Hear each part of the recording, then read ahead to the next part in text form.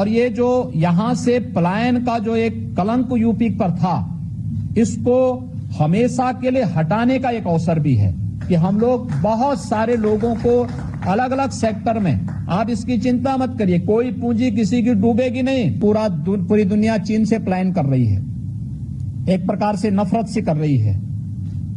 पूरी दुनिया जिस वैश्विक महामारी को झेल रही है, हर व्यक्ति इस बात को देख रहा है कि इसके पीछे कहीं ना कहीं चीन उसके पीछे है। उन स्थितियों में आखिर हमारे यहां दीपावली के अवसर पर गौरी गणेश की प्रतिमाएं चीन से क्यों आएंगी? क्या ये गोरखपुर का टेराकोटा इसकी आपूर्ति नहीं कर सकता? क्या हम उनको डिजाइन दे देंगे और उस डिजाइन के माध्यम से वह अगर उसको देंगे तो बेहतर, चीन से बेहतर प्रोडक्ट देने की क्षमता उनके पास है। हम लोगों ने जब पहला दीपोत्सव का कार्यक्रम अयोध्या में किया था तो उस कार्यक्रम में 51,000 दीपक हम लोगों ने प्रज्वलित किए थे। 51,000 मिट्टी के दीपक मंगाने के लिए हम लोगों को पूरा उत्तर प्रदेश में ढूंढने पड़े थे, तब हमें 51,000 दीपक मिल पाए थे। और विगत वर्ष हम लोगों ने 5,51,000 दीपक जलाए थे, सभी अयोध्या में बने थे। अयोध्या के ही हमारे माटी कला बोर्ड से जुड़े हुए उद्यमी थे, उन्होंने बनाए थे और सभी लोग इस बात के लिए खुश थे कि इसके कारण उनको रोजगार मिला है और रोजगार के साथ साथ गांव के तालाब भी इसी बहाने साफ हो गए जल संरक्षण की दृष्टि से, जिससे लोगों को हम लोग मिट्टी कुम्हारों को फ्री में उपलब्ध करा रहे थे। वे उससे मिट्टी के उत्पाद बना रहे थे, दीपक बना रहे थे या अन्य उत्पाद बना रहे थे।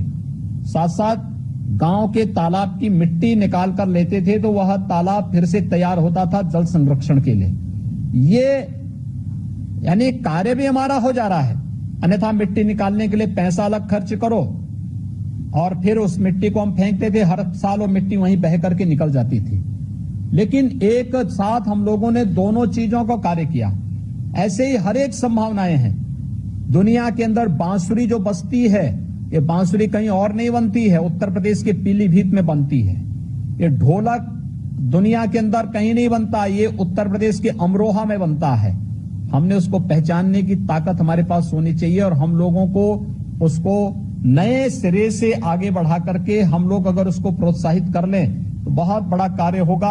ये संभावना उत्तर प्रदेश के अंदर है और मुझे प्रसन्नता है कि इस बार तो गोरखपुर के टेराकोटा को के जीआई प्रोडक्ट में उसको शामिल किया गया है।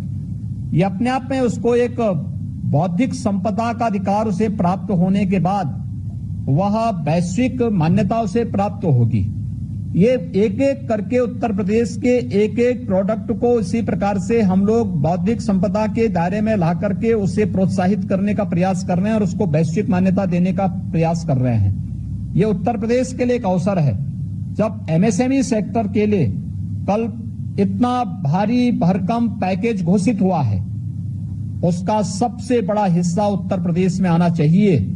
ये मैं सबसे पहले आह्वान करूंगा एमएसएमई विभाग को भी और अपने एसएलबीसी से जुड़े हुए हमारे जितने भी यहाँ पे पदाधिकारी और विभिन्न बैंकर्स कमेटी से जुड़े हुए हमारे महाप्रबंधक आए, उन सबसे मेरा अनुरोध होगा कि हमारा प्रयास हो कि उत्तर प्रदेश का एमएसएमई सेक्टर इसका सबसे बड़े पार्ट को लेकर के लाभान्वित हो और उत्तर प्रदेश में हम रोजगार की इतनी संभावनाओं को विकसित करें।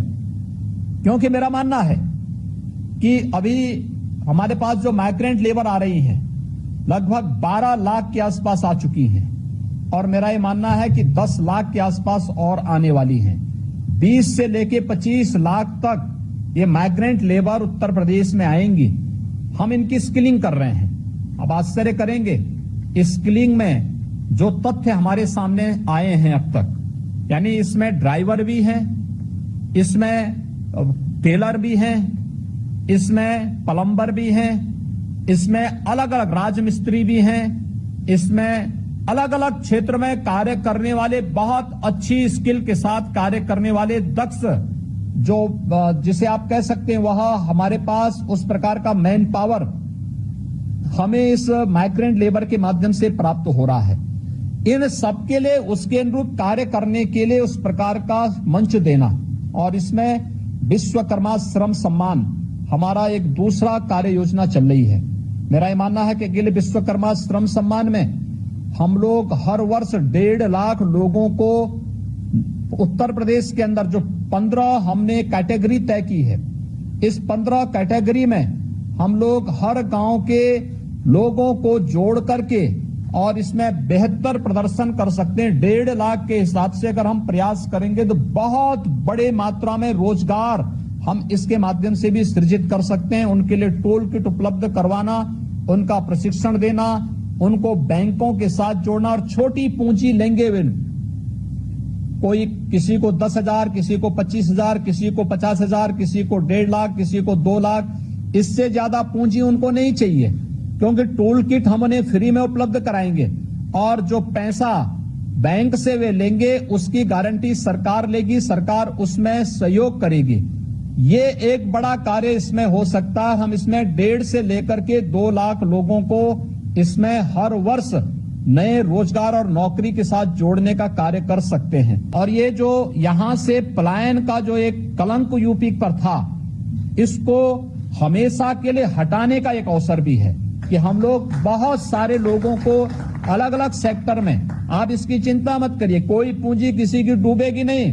राज्य सरकार साथ में है, एक एक व्यक्ति को सपोर्ट कर रही है, एक एक व्यक्ति को मॉनिटर कर रही है और हम लोग इसके माध्यम से ढेर सारे लोगों को रोजगार उपलब्ध कराने में सहायक हो सकते हैं। एक बड़ा कार्य इसमें हम लोग कर सकते हैं और इसको बढ़ाने का एक जो अवसर हमारे पास आया है, कम से कम ये जो प्रधानमंत्री जी के द्वारा जो पैकेज घोषित हुआ है 20 लाख करोड़ का, इसमें कल जो पैकेज माननीय वित्त मंत्री जी ने घोषित किया है, उत्तर प्रदेश का एमएसएमई सेक्टर इसका बहुत बड़े पार्ट का को लेकर के उत्तर प्रदेश की इतनी बड़ी आबादी को इससे लाभान्वित कर सकता है। मैं एक बार फिर से विभाग को और सभी बैंकर्स को हृदय से धन्यवाद देता हूं, लाभार्थियों को बधाई देता हूं, अपनी शुभकामनाएं देता हूं और विश्वास व्यक्त करता हूं कि पूरी मजबूती के साथ आप लोग अपने हौसलों को मजबूत करते हुए कार्य करेंगे। आप सबके प्रति मेरी शुभकामनाएं। धन्यवाद।